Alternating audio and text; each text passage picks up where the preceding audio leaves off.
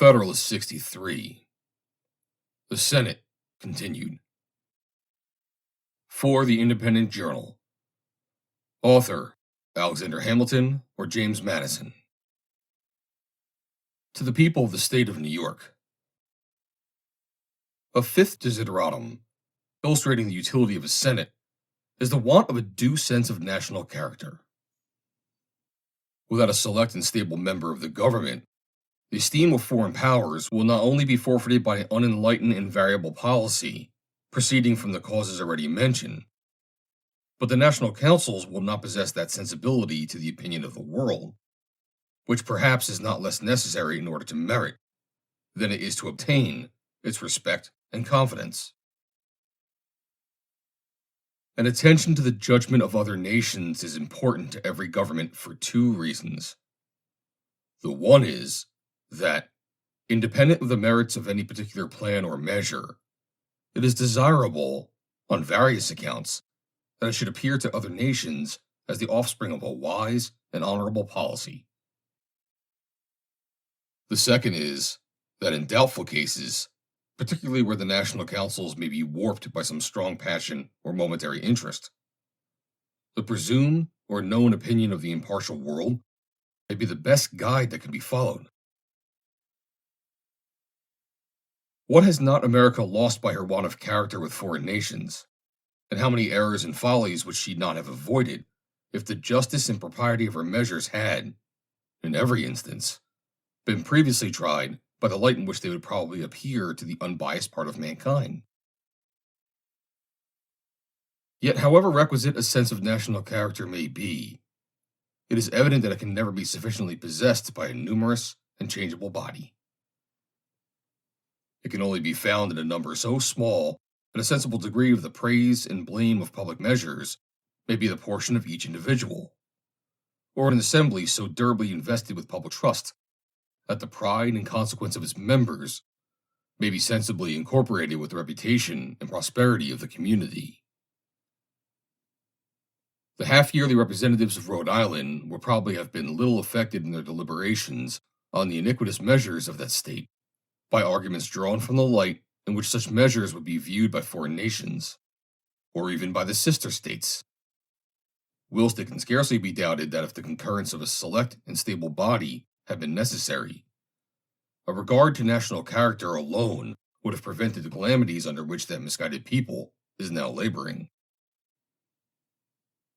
I add, as a sixth defect, the want, in some important cases, of a due responsibility in the government to the people, arising from that frequency of elections, which in other cases produces this responsibility. This remark will, perhaps, appear not only new, but paradoxical. It must nevertheless be acknowledged, when explained, to be as undeniable as it is important. Responsibility, in order to be reasonable, must be limited to objects within the power of the responsible party, and in order to be effectual, must relate to operations of that power, of which a ready and proper judgment can be formed by the constituents. The objects of government may be divided into two general classes. The one depending on measures which have singly an immediate and sensible operation. The other depending on the succession of well-chosen and well-connected measures, which have a gradual and perhaps unobserved operation. The importance of the latter description to the collective and permanent welfare of every country needs no explanation. And yet it is evident that an assembly elected for so short a term as to be unable to provide more than one or two links in a chain of measures, on which the general welfare may essentially depend, ought not to be answerable for the final result, any more than a steward or a tenant engaged for 1 year could be justly made to answer for places of improvements which could not be accomplished in less than half a dozen years. Nor is it possible for the people to estimate the share of influence which their annual assemblies may respectively have on events resulting from the mixed transactions of several years. It is sufficiently difficult to preserve a personal responsibility in the members of a numerous body for such acts of the body to have an immediate, detached, and palpable operation on its constituents. The proper remedy for this defect must be an additional body in the legislative department, which, having sufficient permanency to provide for such objects as require a continued attention, and a train of measures, may be justly and effectually answerable for the attainment of those objects. Thus far, I have considered the circumstances which point out the necessity of a well-constructed Senate only as they relate to the representatives of the people. To a people as little blinded by prejudice or corrupted by flattery as to those whom I address, I shall not scruple to add that such an institution may be sometimes necessary as a defense to the people against their own temporary errors and delusions. As the cool and deliberate sense of the community ought, in all governments, and actually will in all free governments, ultimately prevail over the views of its rulers, so there are particular moments in public affairs when the people, stimulated by some irregular passion or some illicit advantage, or misled by the artful misrepresentations of interested men, may call for measures which they themselves will afterwards be the most ready to lament and condemn. In these critical moments, how salutary would be the interference of some temperate and respectable body of citizens, in order to check the misguided career, and to suspend the blow meditated by the people against themselves, until reason, justice, and truth can regain their authority over the public mind. What bitter anguish would not the people of Athens have often escaped if their government had contained so provident a safeguard against the tyranny of their own passions? Popular liberty might then have escaped the indelible reproach of decreeing to the same citizens the hemlock of one day and statues on the next. It may be suggested that a people spread over an extended region cannot, like the crowded inhabitants of a small district, be subject to the infections of violent passions, or to the danger of combining in pursuit of unjust measures. I am far from denying that this is a distinction of peculiar importance. I have, on the contrary, endeavored in a former paper to show that it is one of the principal recommendations of a confederated republic. At the same time, this advantage ought not to be considered as superseding the use of auxiliary precautions. It may even be remarked that the same extended situation, which will exempt the people of America from some of the dangers incident to lesser republics, will expose to them the inconveniency of remaining for a longer time under the influence of those misrepresentations which the combined industry of interested men may succeed in distributing among them. It adds no small weight to all these considerations to recollect that history informs us of no long-lived republic which had not a Senate. Sparta, Rome, and Carthage are, in fact, the only states to whom that character can be applied. In each of the two first, there was a Senate for life. The constitution of the Senate in the last is less known. Circumstantial evidence makes it probable that it was not different in this particular from the two others. It is at least certain that it had some quality or other which rendered it an anchor against popular fluctuations, and that a smaller council, drawn out of the Senate, was appointed not only for life, but filled up vacancies itself. These examples, though as unfit for the imitation as they are repugnant to the genius of America, are, notwithstanding, when compared with the fugitive and turbulent existence of other ancient republics, very instructive proofs of the necessity of some institutions that will blend stability with liberty. I am not unaware of the circumstances which distinguish the American from other popular governments, as well ancient as modern, and which render extreme circumspection necessary in reasoning from the one case to the other. But after allowing due weight to this consideration, it may still be maintained that there are many points of similitude which render these examples not unworthy of our attention. Many of the defects, as we have seen, which can only be supplied by a senatorial institution, are common to a numerous assembly frequently elected by the people, and to the people themselves. There are others peculiar to the former, which require the control of such an institution. The people can never willfully betray their own interests, but they may possibly be betrayed by the representatives of the people. And the danger will be evidently greater where the whole legislative trust is lodged in the hands of one body of men than where the concurrence of separate and dissimilar bodies is required in every public act. The difference most relied on between the American and other republics consists in the principle of representation, which is the pivot on which the former move, and which is supposed to have been unknown to the latter, or at least to the ancient part of them. The use which has been made of this difference, in reasonings contained in former papers, will have shown that I am disposed neither to deny its existence, nor to undervalue its importance. I feel the less restraint, therefore, in observing that the position concerning the ignorance of the ancient governments on the subject of representation is by no means precisely true in the latitude commonly given to it. Without entering into a disquisition which here would be misplaced, I will refer to a few known facts in support of what I advance. In the most pure democracies of Greece, many of the executive functions were performed not by the people themselves, but by officers elected by the people and representing the people in their executive capacity.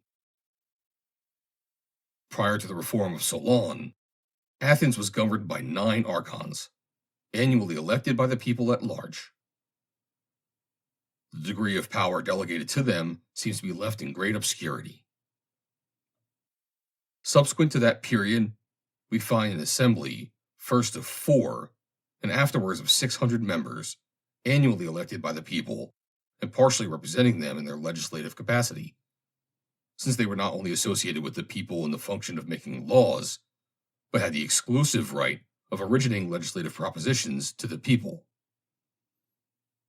The Senate of Carthage also, whatever might be its power, or the duration of its appointment, appears to have been elective by the suffrages of the people. Similar instances might be traced in most, if not all, the popular governments of antiquity. Lastly, in Sparta, we meet with the Ephori, and in Rome with the tribunes.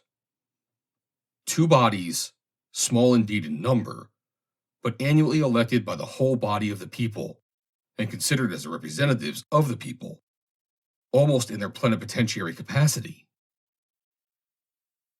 The Cosmi of Crete were also annually elected by the people, and have been considered by some authors as an institution analogous to those of Sparta and Rome, with this difference only, that in the election of that representative body, the right of suffrage was communicated to a part only of the people. From these facts, to which many others might be added, it is clear that the principle of representation was neither unknown to the ancients nor wholly overlooked in their political constitutions. The true distinction between these and the American governments lies in the total exclusion of the people in their collective capacity from any share in the latter, and not in the total exclusion of the representatives of the people from the administrations of the former. The distinction, however, thus qualified, must be admitted to leave a most advantageous superiority in favor of the United States. But to ensure to its advantage its full effect, we must be careful not to separate it from the other advantage of an extensive territory. For it cannot be believed that any form of representative government could have succeeded within the narrow limits occupied by the democracies of Greece. In answer to all these arguments, suggested by reason, illustrated by examples, and enforced by our own experience, the jealous adversary of the Constitution will probably content himself with repeating that a Senate appointed not immediately by the people, but for the term of 6 years, must gradually acquire a dangerous preeminence in the government, and finally transform it into a tyrannical aristocracy. To this general answer, The general reply ought to be sufficient that liberty may be endangered by the abuses of liberty, as well as by the abuses of power. That there are numerous instances of the former, as well as of the latter. And that the former, rather than the latter, are apparently most to be apprehended by the United States. But a more particular reply may be given. Before such a revolution can be effected, the Senate, it is to be observed, must in the first place corrupt itself, must next corrupt the state legislatures, must then corrupt the House of Representatives, and must finally corrupt the people at large. It is evident that the Senate must be first corrupted before it can attempt an establishment of tyranny. Without corrupting the state legislatures, it cannot prosecute the attempt, because the periodical change of members would otherwise regenerate the whole body. Without exerting the means of corruption with equal success on House of Representatives, the opposition of that co-equal branch of the government would inevitably defeat the attempt. And without corrupting the people themselves, a succession of new representatives would speedily restore all things to their pristine order. Is there any man who could seriously persuade himself that the proposed Senate can, by any possible means within the compass of human address, arrive at the object of a lawless ambition through all these obstructions? If reason condemns the suspicion, the same sentence is pronounced by experience. The Constitution of Maryland furnishes the most apposite example. The Senate of that state is elected, as the federal Senate will be, indirectly by the people, and for a term less by 1 year only than the federal Senate. It is distinguished, also, by the remarkable prerogative of filling up its own vacancies within the term of its appointment, and, at the same time, is not under the control of any such rotation as is provided for the federal Senate. There are some other lesser distinctions which would expose the former to colorable objections that do not lie against the latter. If the federal Senate, therefore, really contained the danger which has been so loudly proclaimed, some symptoms at least of a like danger ought by this time to have been betrayed by the Senate of Maryland, but no such symptoms have appeared. On the contrary, the jealousies at first entertained by men of the same description with those who view with terror the correspondent part of the federal Constitution have been gradually extinguished by the progress of the experiment. And the Maryland Constitution is daily deriving, from the salutary operation of this part of it, a reputation in which it will probably not be rivaled by that of any state in the Union. But if anything could silence the jealousies on this subject, it ought to be the British example. The Senate there, instead of being elected for a term of 6 years, and of being unconfined to particular families or fortunes, is an hereditary assembly of opulent nobles. The House of Representatives, instead of being elected for 2 years, and by the whole body of the people, is elected for 7 years, and, in very great proportion, by a very small proportion of the people. Here, unquestionably, ought to be seen in full display the aristocratic usurpations and tyranny which are at some future period to be exemplified in the United States. Unfortunately, however, for the anti-federal argument, the British history informs us that this hereditary assembly has not been able to defend itself against the continual encroachments of the House of Representatives, and that it no sooner lost the support of the monarch than it was actually crushed by the weight of the popular branch. As far as antiquity can instruct us on this subject, its examples support the reasoning which we have employed. In Sparta, the Ephori, the annual representatives of the people, were found an overmatch for the Senate for life, continually gained on its authority, and finally drew all power into their own hands.